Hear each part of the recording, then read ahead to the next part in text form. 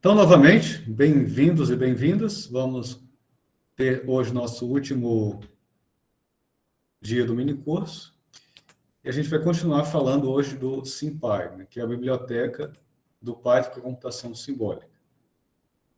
Só lembrando, né, nós vimos na aula passada diversas ferramentas do SymPy para computação simbólica, como resolver, por exemplo, integrais, como calcular derivadas simbolicamente, etc. Só lembrando, uma coisa importante que a gente vai usar hoje é que toda vez que você começa a fazer um programa que vai usar o SymPy, primeiro você precisa definir os seus símbolos, né, que vão ser as suas variáveis, com esse comando, esse método symbols do SymPy.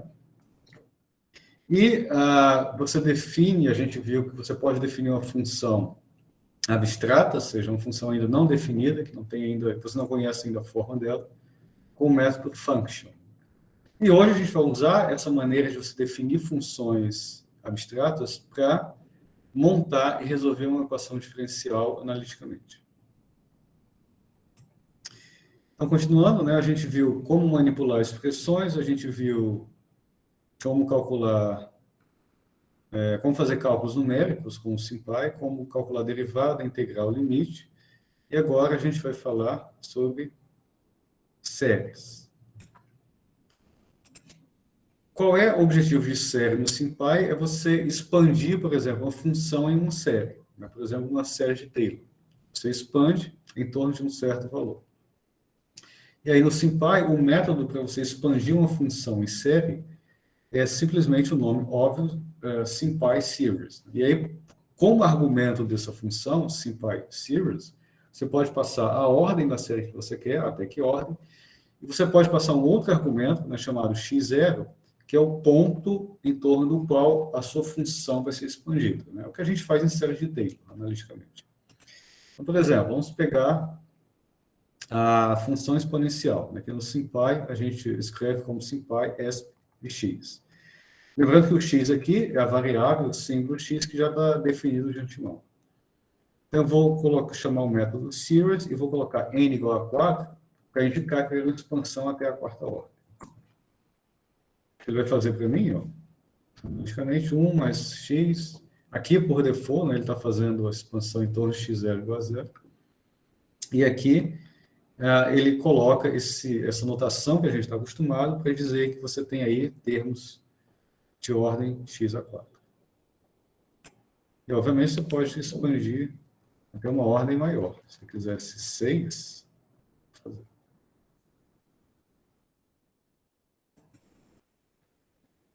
Outro exemplo, né? Vou pegar um exemplo aqui que eu não vou passar nenhum valor de n. Né? Ele vai escolher o valor de n para a expansão. Por exemplo, expandir 1 dividido por 1 mais x. Ele fez, geralmente por default, ele faz até a ordem 6, quando for possível. Você pode também expandir funções trigonométricas. Né? Supor, por exemplo, que você quer expandir cosseno de x dividido por 1 mais seno de x vezes y. Aí, nesse caso, você tem que passar para ele qual é a variável onde vai se dar a expansão. Nesse caso aqui, ó, como você tem uma expressão com duas variáveis x e y, eu tenho que dizer para ele qual é a variável na qual vai ocorrer a expansão. Nesse caso aqui, eu estou dizendo que vai ser na variável x, na ordem até n igual a 4.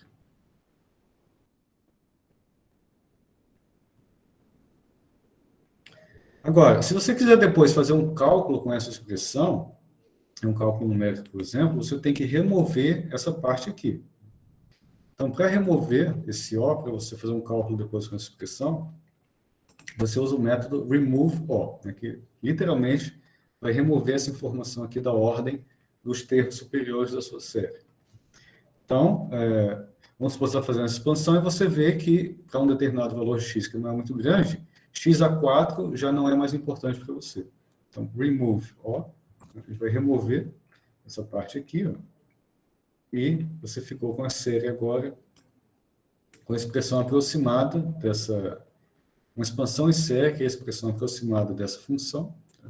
E agora você pode fazer o que quiser. Né? Você pode resolver, fazer um cálculo numérico para x, etc. Resolver para alguma variável dessa, etc.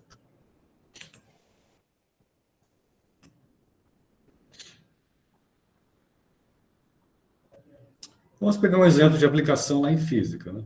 Vamos pegar um probleminha que é muito comum lá nos livros de mecânica clássica, até mesmo nos livros de física básica, tá? Nos livros de física 3, por exemplo.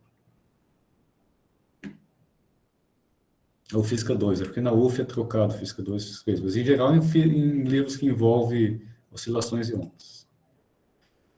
Vamos pegar esse, um exemplozinho clássico, né, que você tem uma massa acoplada a duas molas, vamos supor que essas molas são idênticas, ou seja, ambas têm constante elástica K, e o comprimento relaxado delas é L. Então, você pode facilmente mostrar que a força resultante nessa massa M, né, tem essa direção aqui x, é dada por menos 2kx, 1 menos 1 raiz de 1 mais x dividido por L ao quadrado, onde esse L minúsculo aqui é o tamanho da mola quando ela não está relaxada. E a gente vai usar a série para fazer uma aproximação dessa expressão. Vamos supor que eu estou interessado em investigar esse sistema para pequenas oscilações. Ou seja, pequenas oscilações vai ser para x pequeno. Quando x sobre L na verdade, não x necessariamente pequeno, mas x sobre L é pequeno. O quanto a mola vai alongar é pequeno em relação ao comprimento inicial da mola. Então, vamos, como de costume, iniciar definindo nossos símbolos, né? X, L, K. E aí eu vou definir aqui, isso aqui eu não preciso por enquanto. Não vamos falar de função por enquanto. Definir só de símbolos. Para que ele, como eu falei na aula passada, para que ele tenha mais facilidade em simplificar as expressões, né, eu posso passar para ele as informações que eu já conheço de antemão sobre cada variável, cada símbolo deles. Por exemplo, eu sei que L, o comprimento da mola, sempre vai ser positivo. Então, quanto mais informação eu passar para ele, melhor, porque isso vai ajudá-lo a fazer as simplificações depois. O K, obviamente, também é um real em positivo. Então, vou passar isso aqui para ele. Tem esse termo aqui, ó, menos 2kx, que é uma constante, eu vou chamar de F1. O termo que eu quero expandir é esse aqui. Eu quero expandir esse termo para uma situação de x sobre L é pequeno. Então, esse termo aqui, 1 sobre raiz de 1 mais x, de 1 sobre raiz de 1 mais x sobre L ao quadrado, eu vou chamar de F2. Ele aqui. E eu vou expandir esse termo. Como eu faço para expandir? Eu vou chamar essa expansão de F3, e eu vou pegar esse F2, que é esse termo aqui, e expandir até n igual a 4. Aí, expandir até n igual a 4, ou seja, ele vai ter termos aí da ordem, os próximos termos vão ser de ordem maior do que x elevado a 4, que é n igual a 4. Por que só até 4? Porque nesse caso, quando eu estou interessado em oscilações, em pequenas oscilações, né, x sobre L é pequeno, elevado a 4 já vai ser um número bastante pequeno. Ou seja, não vai fazer tanta diferença para a minha análise. E agora, o que é que eu vou fazer? Eu vou chamar aqui de F4, vai ser F1 que eu tinha definido aqui, ó, que é esse termo, vezes 1 menos isso aqui. Vezes 1 menos o F3. Mas o F3 eu expandi, tá? Então vai ser 1 menos a expansão. E como eu quero fazer um cálculo com isso, eu vou remover essa notação. Removendo, eu vou ter aqui, ó, uma aproximação dessa força para x sobre L pequeno. Vai ser menos k x ao cubo dividido por L ao quadrado. Então, esse F aqui, para pequenas oscilações, ele é dado por menos k x ao cubo sobre L ao quadrado. Uma coisa interessante que você pode observar aqui é que esse sistema é intrinsecamente não linear. Tá? Veja que mesmo quando eu fiz a aproximação para pequenas oscilações, ó, a força é proporcional a x ao cubo, ou seja, esse sistema é, de toda forma, não linear. E vamos supor que eu quero fazer um cálculo qualquer com esse F4, basta eu fazer o que a gente aprendeu na última aula. Eu vou passar os valores dessas quantidades, x, k e l, como um dicionário, né? Onde a chave do dicionário vai ser a variável e o valor do dicionário vai ser o valor que aquela variável vai tomar. E aí eu faço subs velhos. Quando eu faço F4 subs velhos, ele vai pegar esses substituições e jogar na expressão F4.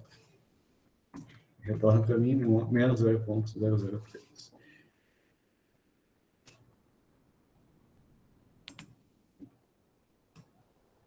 Ok?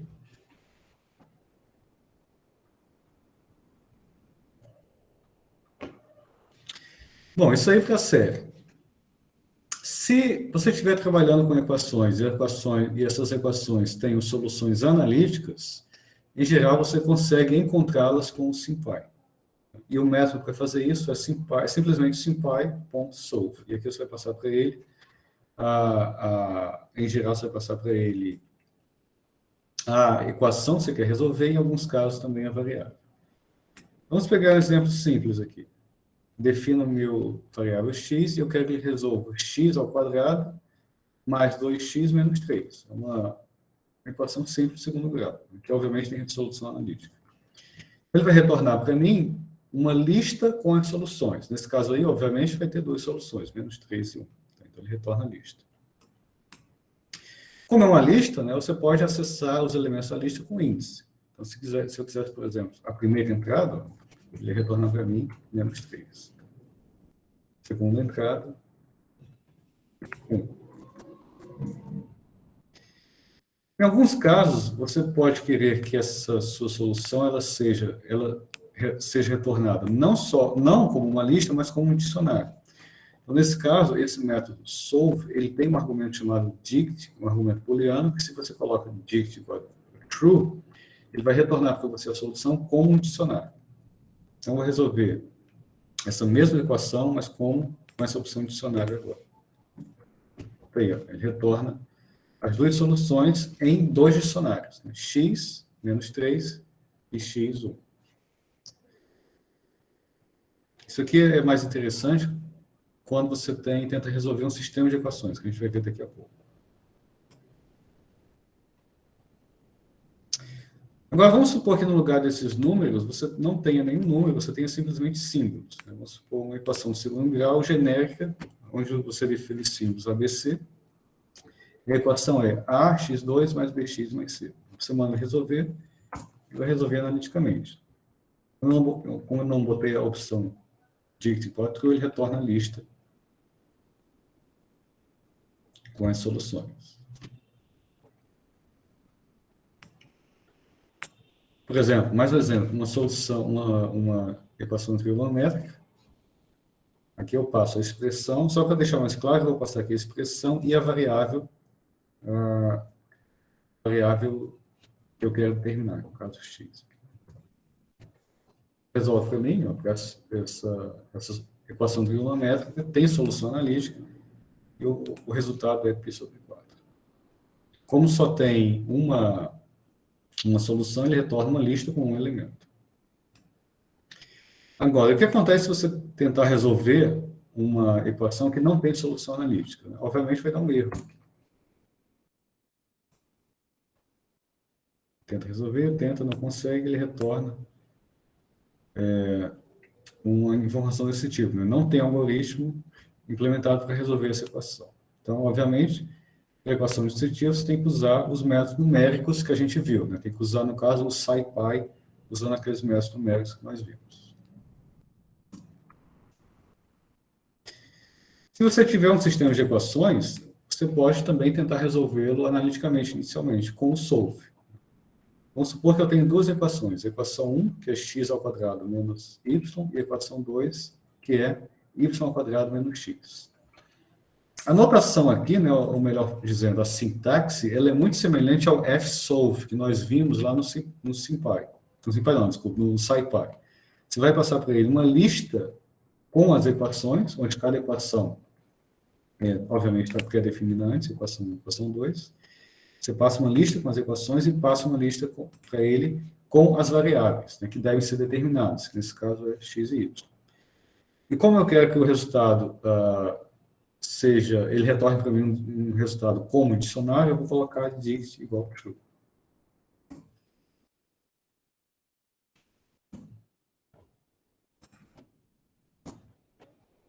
Aí. Nesse caso aqui, como tem várias soluções, ele vai retornar para mim uma lista uma lista de dicionários, onde cada dicionário vai ter uma solução para x e y.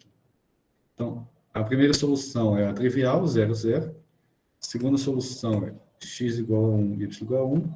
E tem mais duas soluções complexas, tá vendo? X igual a esse valor, y igual a esse, x igual a esse, y igual a esse. Aqui o que eu estou fazendo é substituindo. Estou fazendo aqui é substituindo a solução na equação para ver se de fato dá zero. Aqui é o que você espera. Então, eu estou verificando a minha solução. Então, se eu colocar, substituir, isso aqui, obviamente, é igual a zero, né? Então, substituir essa solução aqui, eu espero que dê zero. Esse aqui dá. Esse aqui dá. Esse daqui, aparentemente, não dá, né? Se você botar essa solução índice 2, aparentemente não dá zero. Mas ele não dá porque a expressão não está simplificada, né? Se você mandar simplificar, você vai ver, ó, ele vai calcular e retornar zero. Então, aqui eu estou fazendo, ó, substitua a solução índice 2 na equação 1. Nessa equação 1. Obviamente, na equação 2 vai ter a mesma coisa. Tá? É só uma maneira de você verificar que a solução de fato está correta. Então, vamos passar agora para o próximo tópico, vai ser o nosso último tópico, que é resolver EDOs, equações diferenciais ordinárias, com o SymPy. Nós já vimos como resolver EDO com o SciPy, numericamente, nós vimos alguns exemplos. E aqui a gente vai ver como resolver EDO analiticamente com o SymPy, obviamente quando for possível. Em muitos casos, você não tem uma solução analítica conhecida para um EDO. Existe toda uma área da matemática que estuda EDOs e procura soluções analíticas para essas equações. Mas, em geral, quando é possível resolver uma EDO analiticamente, em geral, o SciPy consegue encontrar essa solução. Então, eu vou mostrar aqui 3 exemplos de como a gente usa o SciPy para resolver equações diferenciais ordinárias. O método que a gente usa, que está implementado no SymPy para isso, é chamado de dsolve. Aí você vai passar para ele os diversos argumentos. Em geral, vai ser a sua EDO. Então, vamos pegar um exemplo aqui, né? Um exemplo lá da física, a lei do resfriamento de Newton, que diz que a taxa de variação da temperatura é proporcional à diferença da temperatura num determinado tempo t menos a temperatura do ambiente. Você tem um corpo, coloca lá uma temperatura T e vê o que acontece, e vê como essa temperatura varia com o tempo. Então, vamos tentar resolver essa equação, essa EDO, com a condição inicial T0 igual a um T índice zero. Como eu estou fazendo uma solução analítica, eu não vou passar um número. Vou assumir que o T0 é igual a um T índice zero, que é um valor qualquer. Então, como de costume, vamos primeiro definir os nossos símbolos. Então, aqui eu tenho T, K, T0 e TA. T0 vai ser a minha condição inicial que eu vou passar depois. Tá? Então, vou chamar de... Aqui você pode, quando você define os símbolos dessa forma, você pode definir índices, né? Você pode escrever índices como a gente escreve no LaTeX. Tá? Então, T0, você pode colocar T, underline 0, TA, T, underline 1. E agora a gente vai ver a utilidade de usar aquela função não definida. Eu tenho aqui eu vou definir essa T, né, que é a função que eu quero determinar, é o T maiúsculo em função do T minúsculo. Eu vou definir com uma função que eu vou chamar de T. Então, esse T aí é uma função abstrata, uma função não definida. E é exatamente isso que eu quero, né? Eu quero determinar qual é essa função T. Então, vamos lá. Vamos escrever a nossa EDO. Para escrever essa EDO, quando você vai escrever uma EDO, para você passar para o método dsolve, o ideal é que você sempre escreva essa EDO, você arrume os termos para que a EDO fique igual a zero, né? Para que o lado esquerdo seja igual para que o lado direito seja zero, a sua equação seja zero. Então, para escrever essa EDO, eu vou fazer dt maiúsculo dt minúsculo, então vou usar o operador do SymPy, que calculou a derivada, que é o diff. if dt, então vou aplicar essa função à variável t, tá? E vou derivar em relação a t minúsculo, como está aqui. Como isso aqui eu quero que seja igual a zero, eu simplesmente passo para o lado esquerdo mais k vezes t de t menos ta. Exatamente como está aqui. Vou chamar isso tudo de EDO e vou imprimir EDO só para ver que de fato está correto.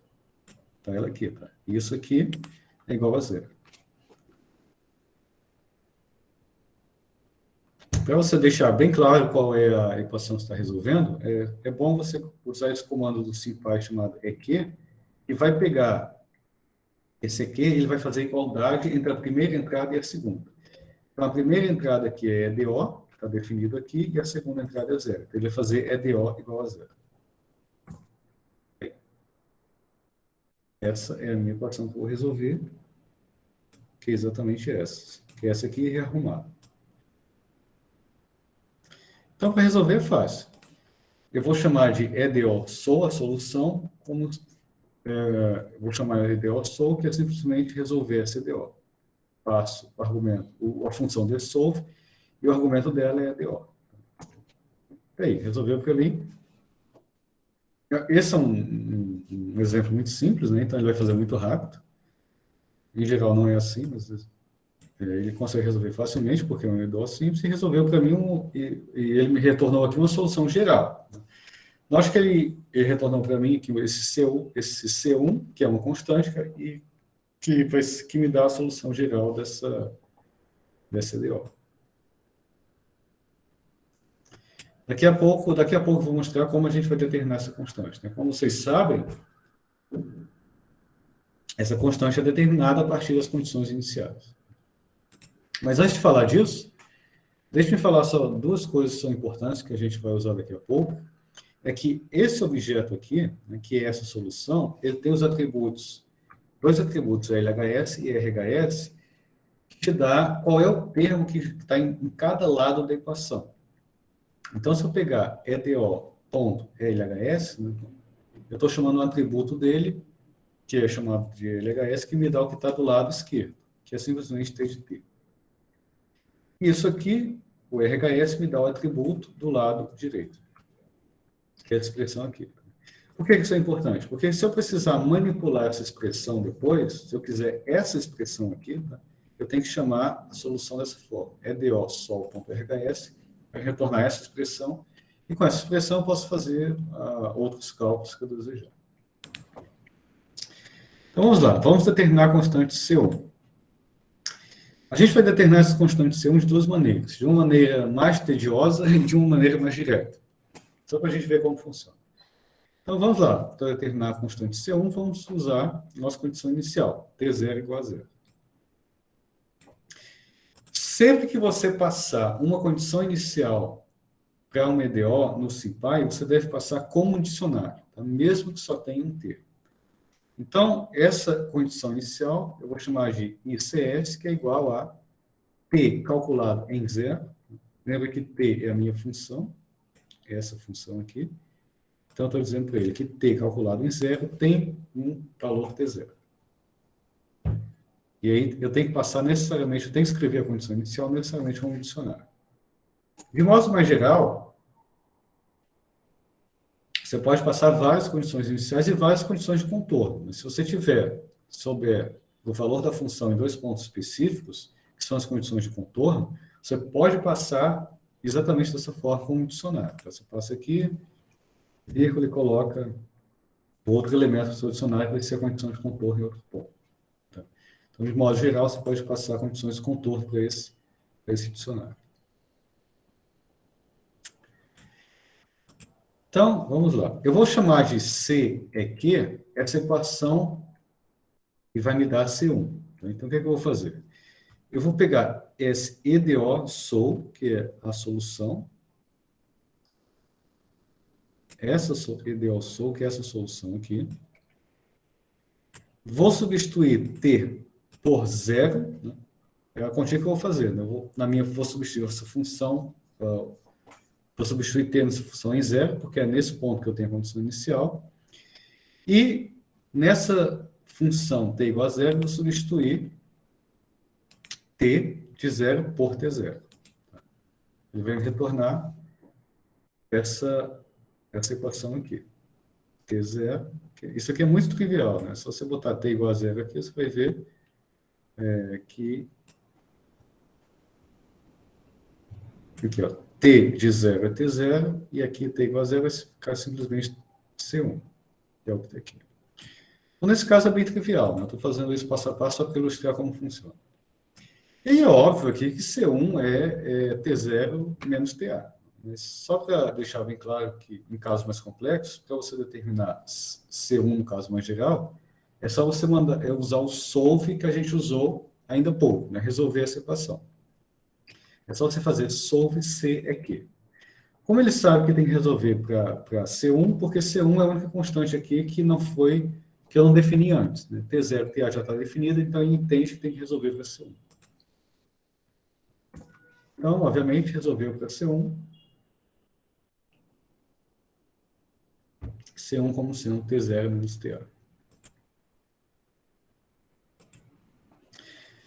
Como ele retorna um dicionário, né, se eu quiser, para pegar cada entrada dessa, eu tenho que passar um índice. Então, a solução geral vai ser o quê? Vai ser pegar a minha DO e substituir esse C1 que não é conhecido por essa solução aqui. Tá? Por que eu tenho que botar índice zero? Porque isso aqui é uma lista. Então, como eu quero acessar um elemento numa lista, eu tenho que botar o índice, mesmo que só tenha um elemento. Então, tá aí, a solução geral é TA mais T0 menos T elevado a menos IKT. Substituir C1 por esse valor que foi obtido da condição inicial. Agora, você deve ter percebido que esse processo ele é meio tedioso. Né? Se tiver uma equação grande, ter que fazer todo esse processo é meio tedioso. Felizmente, nas versões mais recentes do SymPy, isso foi resolvido. Nas versões mais recentes, ó, quando você manda ele resolver a EDO, é só você passar para ele a EDO e passar a condição inicial como um dicionário, que automaticamente ele vai dar para você a solução geral. Tá? Já com a constante determinada, usando a condição inicial. Aí, ó. Tudo que eu fiz para obter isso, eu obtive uma linha. T0 mais TA mais T0 menos TA elevado a menos KT. Então, para esse caso simples, pelo menos, eu posso resolver em uma linha. Ok? Qualquer dúvida, podem falar. Bom, isso foi feito para uma EDO de primeira ordem. Vamos pegar um exemplo um pouco mais interessante agora. Vamos pegar um EDO de segunda ordem.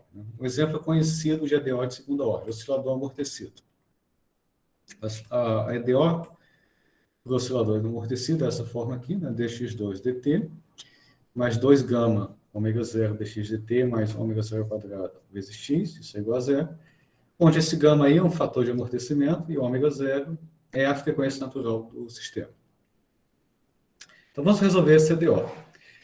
Se você lembra quando a gente usou o SciPy, quando a gente tinha uma EDO de ordem 2 ou superior, eu tinha que transformar essa EDO no conjunto de EDOs de primeira ordem.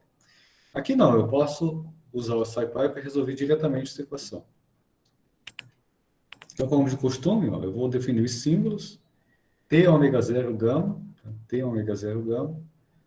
Como eu sei que todos eles são reais ou positivos, eu vou dar essa informação para ele. E, no caso aqui, a função que eu quero determinar é um x de t. Então, meu x aqui agora vai ser uma função que eu vou chamar de x. Vamos lá. Vamos descrever essa EDO.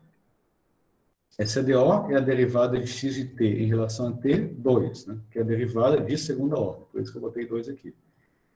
Aí eu vou escrever exatamente o que está. Vou escrever exatamente o que está aqui. 2 gama ômega 0 vezes a derivada de x de t em relação a t. Aqui eu posso colocar explicitamente, mas como eu só tenho uma variável, não precisa, ele vai entender que isso aqui é derivada em relação a t, mais ômega 0 vezes x de t. Então, vou imprimir EDO, só para ter certeza que eu fiz certo. Aí. 2 gama ômega 0 dx dt, ômega ao quadrado x mais derivada segunda de x em relação a t. Isso daqui, ó, vou usar esse operador EC para dizer que isso aqui é igual a zero. Então, agora, toda vez que você for resolver um EDO, você tem que deixar sempre o lado direito igual a zero. Então, vou passar para ele. Vou resolver aqui, ó, EDO. Solve EDO. Vou chamar de EDO2 solve. Ele resolveu para mim. Né? Esse também é um exemplo simples. Ele retornou para mim a solução geral. Vamos supor, vamos resolver agora com as condições iniciais. Né? Nesse caso aqui, como é uma equação de segunda ordem, eu tenho duas constantes, portanto, eu preciso de duas condições iniciais. Essas condições iniciais eu vou chamar de ICS1, ó, e vão ser as seguintes. X calculado em t igual a zero, eu vou dizer que é 1, né? Seria a amplitude máxima. E a derivada, essa derivada, você sempre, esse símbolo, esse operador de derivada, você sempre pode fazer tanto assim, simpy diff função, ou você pode fazer de outra forma, função diff, e aí aqui dentro do parênteses você bota a variável de derivação. Então, nesse caso aqui, eu tenho x0 igual a zero, e a derivada de x em relação a t, né, que é a velocidade, em t igual a zero, igual a zero. São as minhas duas condições iniciais.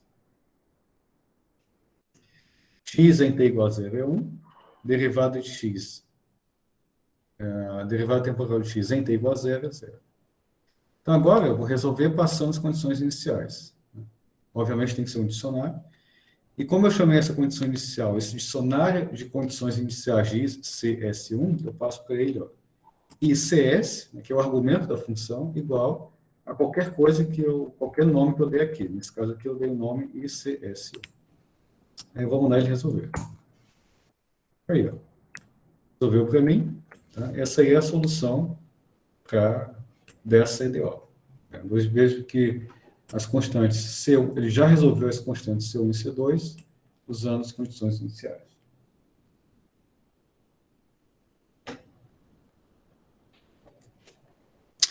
Ok. Só para ilustrar um pouco mais as ferramentas do SymPy, vamos estudar um pouco esse sistema que a gente já conhece bem. Vamos pegar o caso do oscilador crítico. Né? A gente sabe que o oscilador harmônico amortecido ele tem três regimes, né? Crítico, subcrítico e supercrítico. E no caso, para esse oscilador em particular, o caso crítico ocorre quando esse gama é igual a 1. Só que tem um detalhe, se você tentar jogar gama igual a 1, usar o método subs gama igual a 1 aqui, você vai ter um erro, porque, obviamente, esse denominador aqui diverge.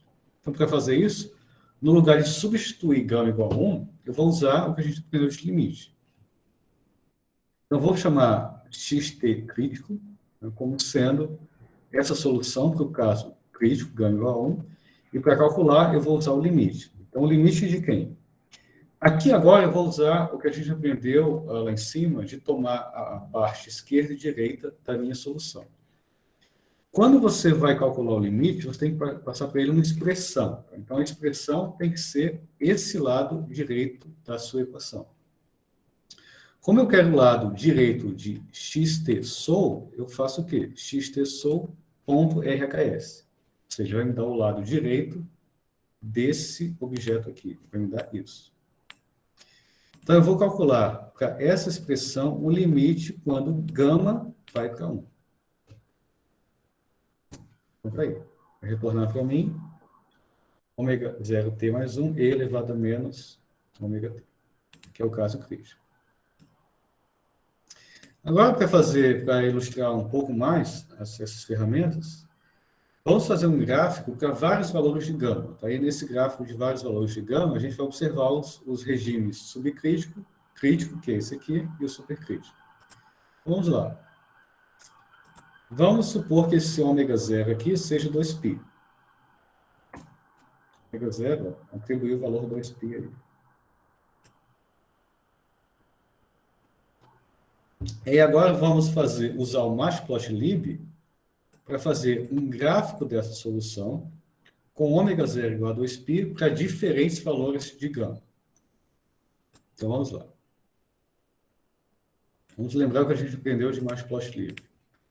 Como a gente sabe, né, para fazer um gráfico, o ideal é criar o objeto figura e eixo, axis, fig e ax igual a sobreplots.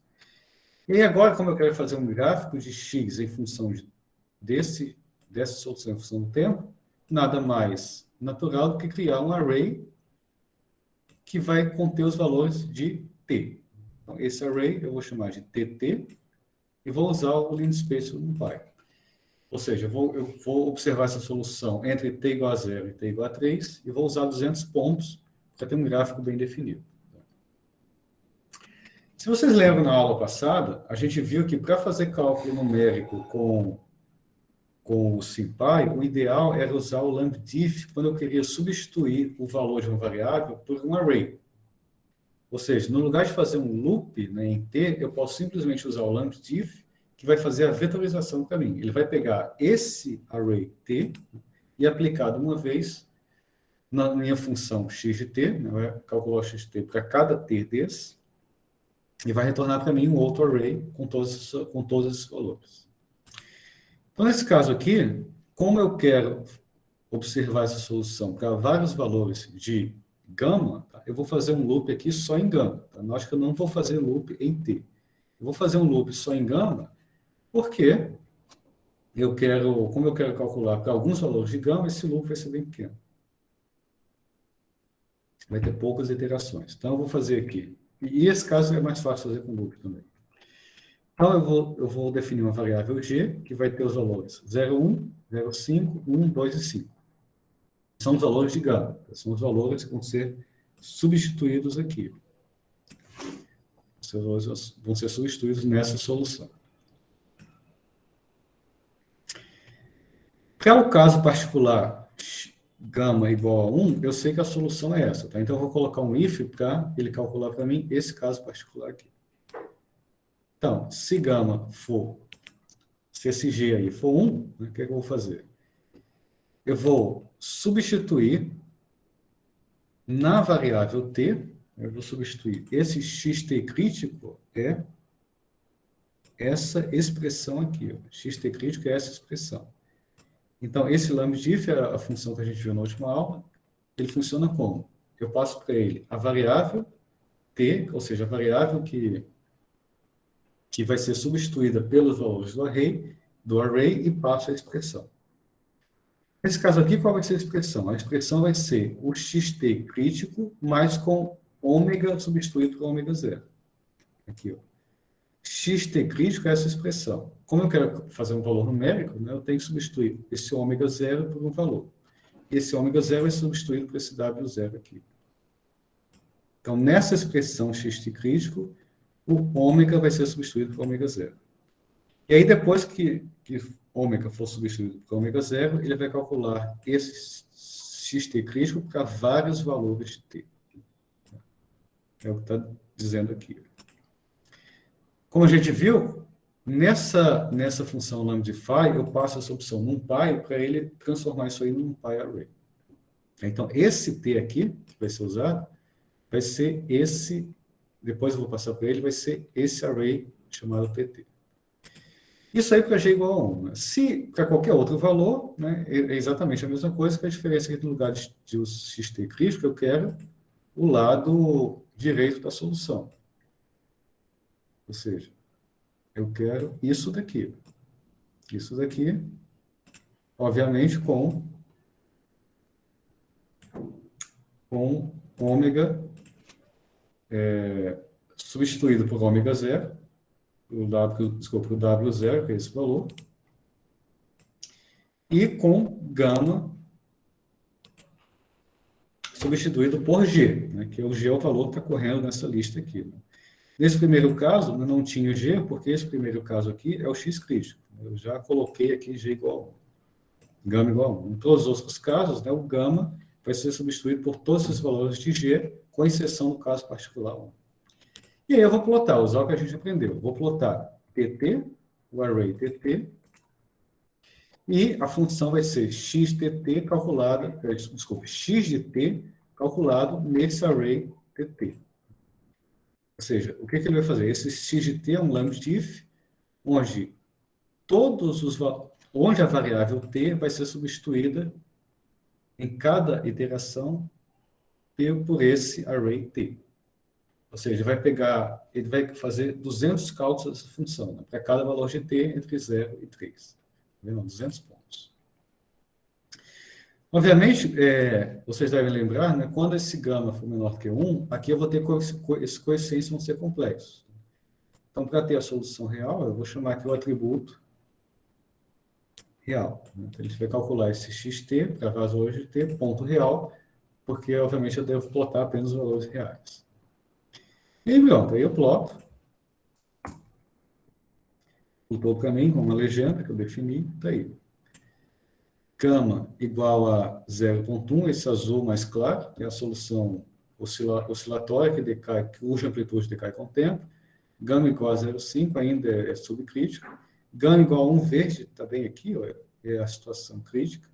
E gama maior que 1, você tem a situação supercrítica, que é o seu oscilador supercrítico. Então, a maneira, só para ilustrar, esse exemplo é só para ilustrar as ferramentas que você tem disponíveis com o SymPy, tá, para plotar a sua solução. Como exercício para vocês, eu vou sugerir que vocês façam agora o oscilador forçado. É basicamente essa mesma equação aqui, com a diferença que no lugar do lado direito ser 0, você tem uma força oscilatória aqui, né, que torna o sistema oscilador forçado. Nesse caso, você tem que passar isso aqui para cá, né, simplificar tudo isso, menos f0 cosseno de ômega t igual a 0, para passar para o método de solve. Você vai ver que esse caso aqui dá uma solução bem grande, vai te dar uma equação que dá um pouco mais de trabalho para simplificar. Mas, obviamente, é uma solução conhecida e ele consegue resolver. Então, como diversão, né, resolva essa equação e tente fazer um gráfico da solução para ver se ela de fato retorna o que você espera.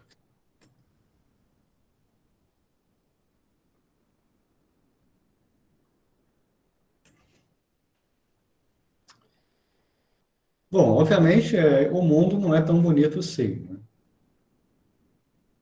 Nem toda EDO tem uma solução analítica tão bonita, tão perfeita desse jeito. Então, uma outra maneira de você resolver, né, quando você não consegue resolver analiticamente,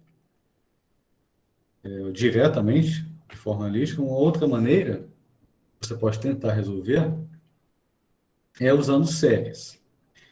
Então, vamos supor que eu tenho uma EDO desse tipo, né, dy dx igual a x mais yx ao quadrado. Eu não consigo uma solução totalmente exata para esse EDO, mas eu consigo uma solução aproximada usando séries. Então, como de costume, aqui eu vou definir a variável x e y, que vai ser minha função abstrata. A EDO vai ser a derivada de y em relação a x. Como o que eu tenho que passar para o solver é sempre o lado direito igual a 0, eu vou definir isso aqui como sendo dy dx menos x menos yx ao quadrado. Isso aí é igual a 0. Então, agora, se eu tentar resolver direto, assim, vai ver que ele não vai conseguir resolver. Tá? Então, eu tenho que passar para ele algumas informações a mais para ajudá-lo a resolver essa equação. Uma sugestão que eu posso dar a ele é o seguinte: olha, tenta resolver por série, expandindo em série. A maneira que você passa informação para ele é através desse argumento hint. Tá? Se você olhar lá na documentação do SymPy, tem uma lista de argumentos que você pode passar, né? Uma lista de opções, desculpa, que você pode passar para esse argumento hint como uma sugestão para ele que ele vai usar para resolver esse EDO. Nesse caso aqui, como é um EDO de primeira ordem, né, eu estou dizendo para ele, olha, tente resolver com uma série de potência. Esse first order é só para dizer que é uma EDO de primeira ordem. Tente resolver com uma série de potência até um expoente 6, ou seja, até n igual a 6.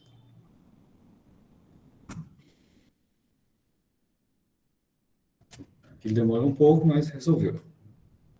Você viu, ele resolveu usando séries.